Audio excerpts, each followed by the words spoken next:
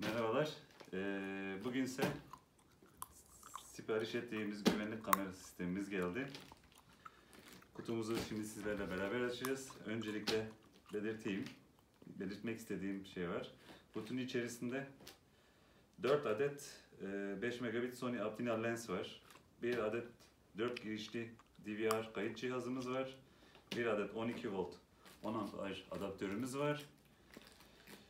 100 metre CCTV kablomuz var. Bir de büyük ihtimalle DVR cihazının içinde hard disk olması gerekiyor. Şimdi hep beraber kutu açılımına bakalım. Evet, başlayalım kutunun açılmasına. Ben de sizin kadar merak ediyorum şimdi.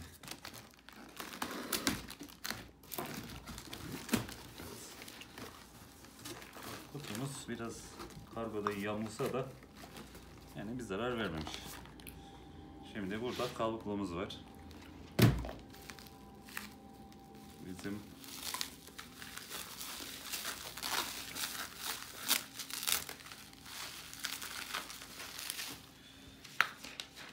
bu adaptör 10 amperlik.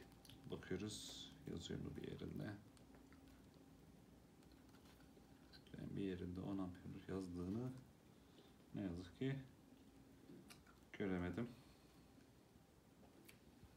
Evet, sadece öyle yazıyor gönderilen listesinde. Bunlar şöyle bir poşetimiz var, hemen bakıyoruz. Evet, bunlar kamera bağlantı uçları, konnektörler. Şöyle gösterelim.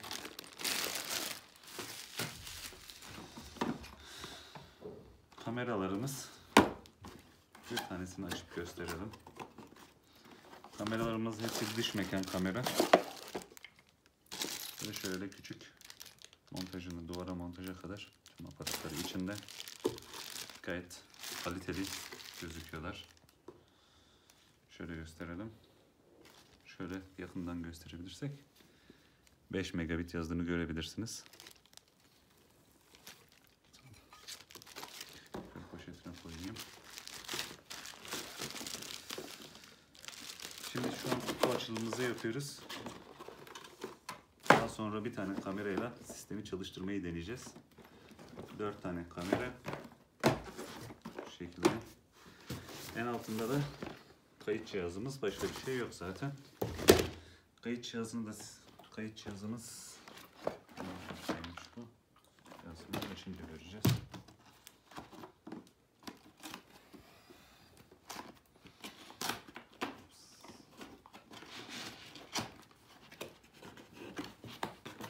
Şöyle çıkartıyoruz. Gayet güzel poşetlenmiş.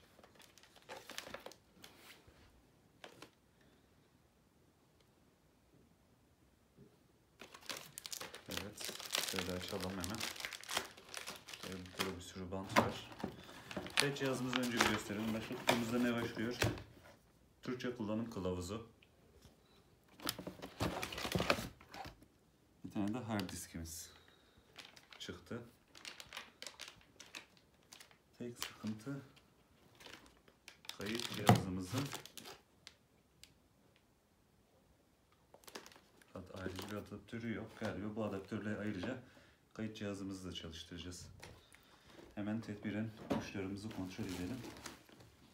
Kaç tane uç göndermişler? 5 tane uçsa doğru. Gördüğümüz gibi 1, 2, 3, 4, 5 tane uç gönderdiklerine göre 12 volt cihazımızda, adaptörümüzde, kayıt cihazımızda çalıştıracağımızı hesaba katarak göndermişler. İnternet sitesinde Seagate demişlerdi ama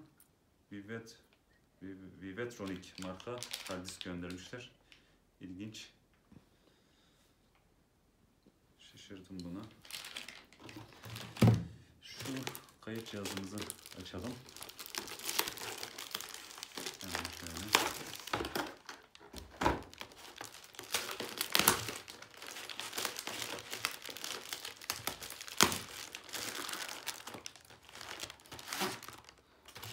Kayıt cihazımız OneTek markasıymış.